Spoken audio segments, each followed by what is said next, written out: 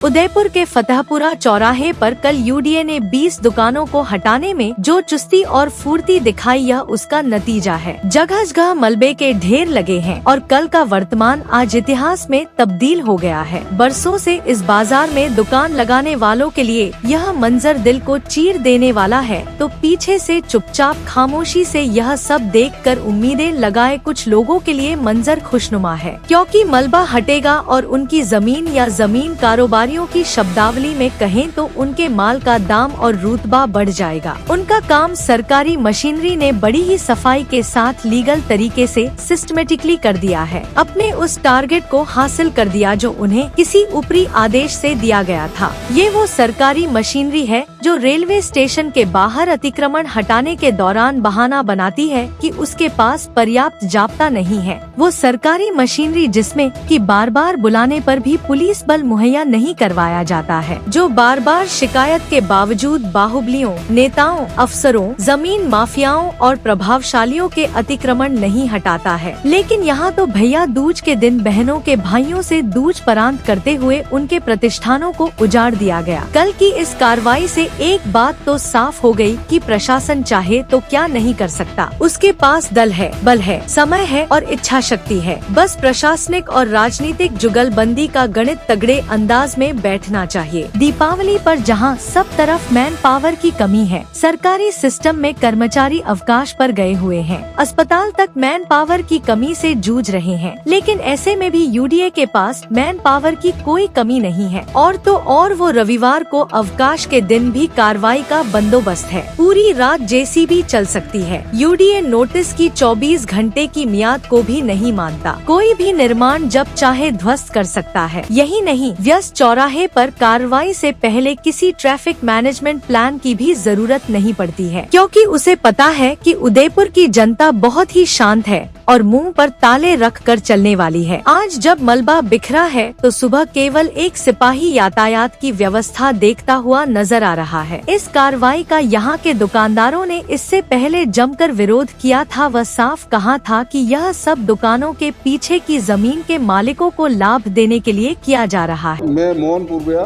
फतेहपुरा चौराहा व्यापार संघ के तरफ से मैं ये कहना चाहता हूँ कि यूआईटी ने जो आवाप्ती के लिए हमारी ज़मीन ले रहे हैं, पहले 2500 वर्ग फीट ले रहे थे और व्यवस्थापूर्वक इन्होंने और यानी मकान मालिक ने के कहने पर 2500 की बजाय 6000 वर्ग फीट 5646 वर्ग फीट कर दिया।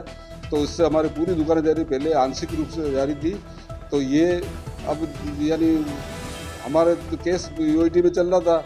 उसके बाद यानी 2013 में भूमि आवाप्ती नियम अधिनियम चेंज बदलने से 5 साल के अंदर केस अगर ज़मीन नहीं ली और जुर्माना यानी वो मुआवजा नहीं दिया और कब्जा नहीं लिया तो वो केस वहाँ पर समाप्त हो जाएगा और नए रूप से आवाप्ती होनी चाहिए।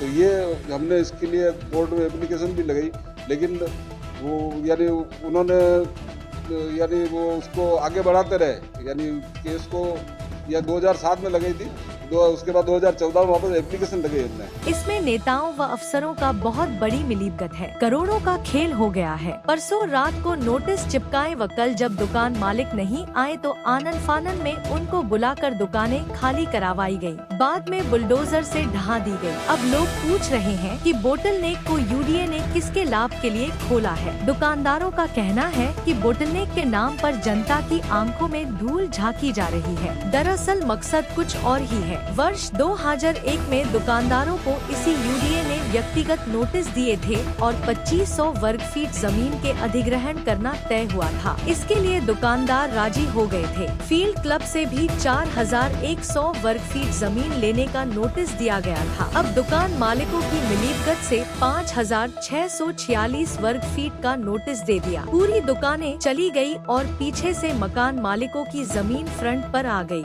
सवाल उठ रहा है कि वो कौन है जो हमारे शहर में इतने कॉन्फिडेंस के साथ फ्रंट फुट पर आकर खेल रहा है, सारी चीजें मैनेज कर रहा है। शहर के नेता अफसरों से यह सवाल क्यों नहीं पूछ रहे हैं कि अगर आप रविवार को और त्योहार के दिन भी कार्रवाई कर सकते हैं तो फिर शिकायतों के बाद भी बड़े हाथियों के अतिक्रमण ध्वस्त क्यों नहीं कर रहे हो? या दूसरे अर्थों में इसी बात को समझें तो क्या अब किसी भी शिकायत पर यूडीए इसी तरह से सुपर एक्टिव होकर कार्रवाई करने दल व बल के साथ पहुंच जाएगी? यदि नहीं तो उसकी इस अति सक्रियता पर सवाल बरसों तक उठते रहेंगे।